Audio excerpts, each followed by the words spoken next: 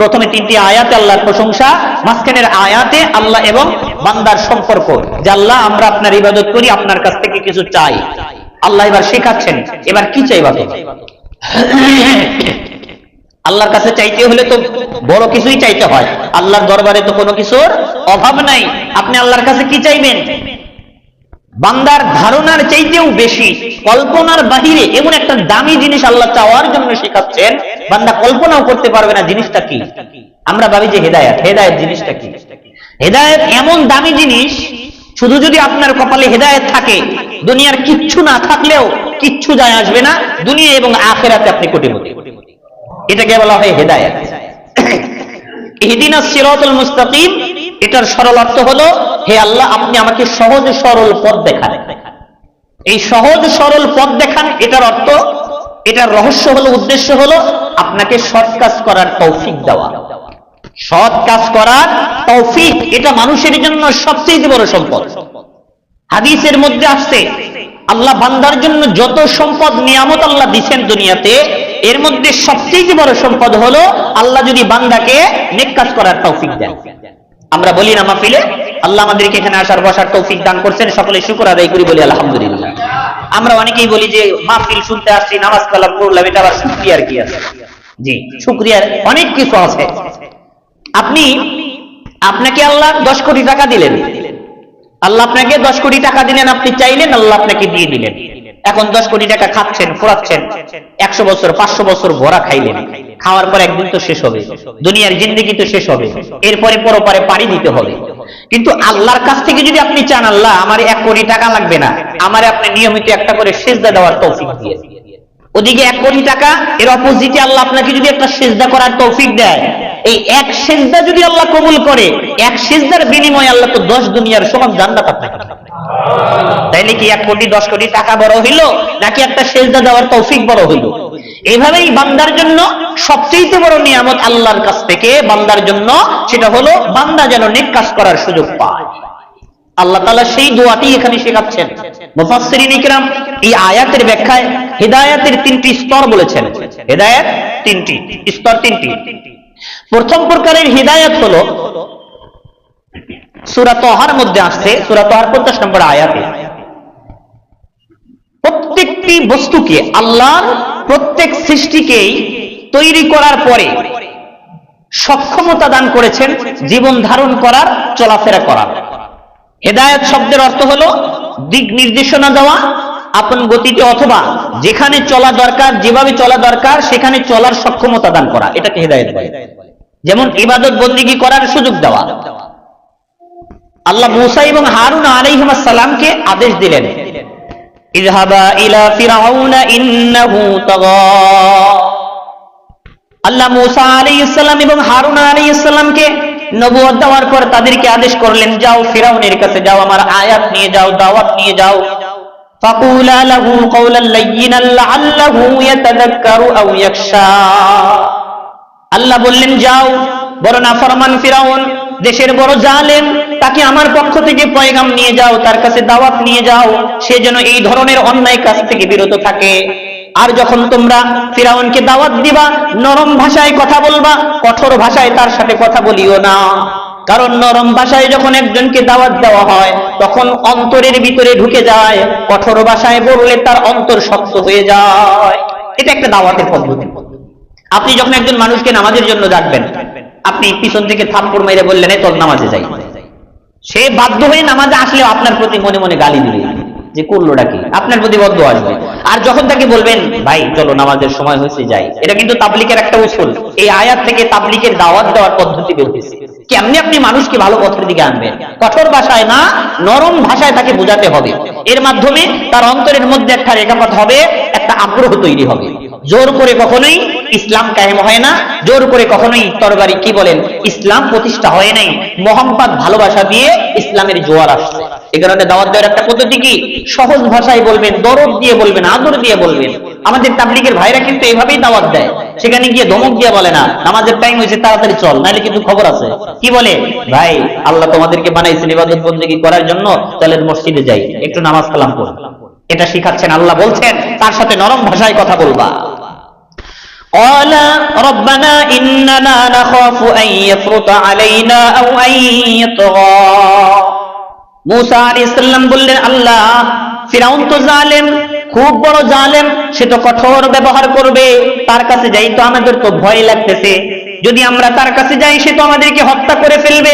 আল্লাহ বললেন, টেনশন করো না, ক্বালা লা তাখাফা ইন্নানি, ভয় পেও না, মাআকুমা আসমাউ ওয়া আরা, তোমরা এখান থেকে ফিরাউনের দরজা পর্যন্ত যাইবা, তোমাদের চতুর্দিকে আমার সাহায্য থাকবে, আমার সিসিটিভি ফুটেজ থাকবে, আমি মনিটরিং করব, কোনো ধরনের ভয় তোমাদের নাই।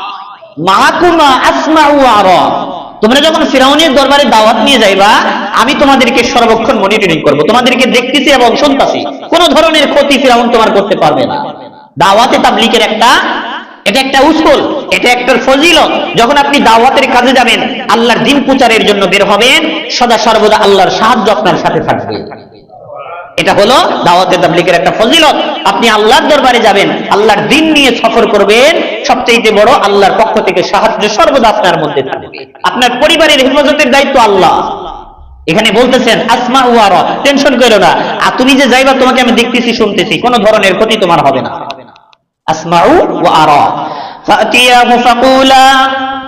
ফাতিয়াহু ফাকুলা ইন্না রাসূলা রাব্বিক ফারসিল মা'না বানি ইসরাঈল ওয়া লা তু'আযিবহুম।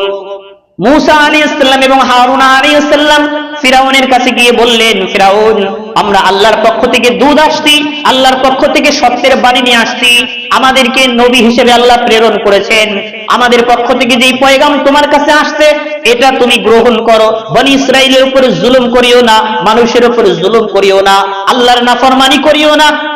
অদিজিনাকা বিআয়াতিম মির রাব্বিক, আল্লাহর পক্ষ থেকে এই যে প্রমাণ নিয়ে আসছি আমরা যে আল্লাহর নবী, ওয়াসসালামু আলা মান ইত্তাবাআল হুদা। মুসা আলাইহিস সালাম বললেন, এই যে আল্লাহর বাণী, আল্লাহর কিতাব, এই কিতাব যেই ব্যক্তি গ্রহণ করবে তার জন্যই সালাম, তার জন্যই সফলতা। এখানে বলছেন ওয়াসসালাম, শান্তি তার জন্য, যেই ব্যক্তি এই হেদায়েত গ্রহণ করবে, যেই ব্যক্তি কোরআন গ্রহণ করবে, যেই ব্যক্তি আল্লাহর পক্ষ থেকে প্রেরিত এই বাণী যারা গ্রহণ করবে তাদের জন্যই শান্তি। এইবার ফিরাউন বলতেছে, ক্বালা ফামার রাব্বুকুমা ইয়া মূসা, মূসা, তুমি যে তোমার রবের পয়গাম নিয়ে আসছো, তুমি যে তোমার রবের পক্ষ থেকে রাসূল হয়ে আমার কাছে আসছো, তোমার রবের পরিচয়টা কি? ফিরাউন জিজ্ঞাসা করতেছে, মূসা, তোমার রবের পরিচয় কি, তোমার রবের ক্ষমতা কি? মূসা এবার উত্তর দিচ্ছেন, ক্বালা রাব্বুনাল্লাযী আ'তা কুল্লা শাইইন খালকাহু সুম্মা হাদা। আমার রবের পরিচয় হলো, আমার রব এমন মহানুভব, এমন ক্ষমতাবান, যিনি দুনিয়ার প্রত্যেকটি জিনিস সৃষ্টি করার পরে সুম্মা হাদা, হেদায়েত দিয়ে দিয়েছেন।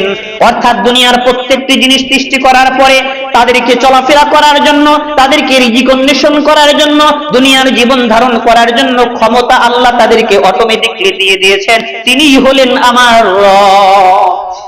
এটার ব্যাখ্যা কি? দুনিয়ার কিছু জিনিস আছে যাদেরকে কোনো ট্রেনিং দিতে হয় না, তারা আপন গতিতে নিজের কাজ চিনে নেয়, আছে না নাই? যেমন মনে করেন একটা গরুর বাচ্চা, গরুর বাছুর দুনিয়াতে আসার পরেই দাঁড়ানোর চেষ্টা করে, দুনিয়াতে আসার পরেই ওকে কিন্তু দেখাই দিতে হয় না, ও নিজেই মায়ের ওলান খুঁজে নেয়, সেখান থেকে দুধ পান করতে থাকে। এটা তারা কে শিখাইলো? এই হেদায়েতের অর্থ হলো সৃষ্টিকে আপন গতিতে তার প্রাকৃতিক উপায়ে শক্তি দান করা, যার মাধ্যমে সে দুনিয়াতে তার নিজের অবস্থা পরিচয় চিনতে পারে, চলাফেরা করতে পারে। মানুষের বাচ্চা দুনিয়াতে আসার পরে কোনো মতে যদি তার মায়ের স্তনের বোটার সাথে তার মুখটা লাগায় দেওয়া যায়, তখন যে কি বলেন দুধ চুষতে থাকে, তাই না? পরে কে শিখাইলো যে এখানে মুখ দিয়ে চুষতে হবে? আল্লাহ পাক শিক্ষা দিয়েছেন। প্রথম পর্যায়ের হেদায়েত হলো এটা আল্লাহর পক্ষ থেকে আসতে চাইতে হয় নাই, চাওয়া ছাড়াই দুনিয়ার প্রত্যেকটি প্রাণীকে আল্লাহ দিয়ে দিয়েছেন।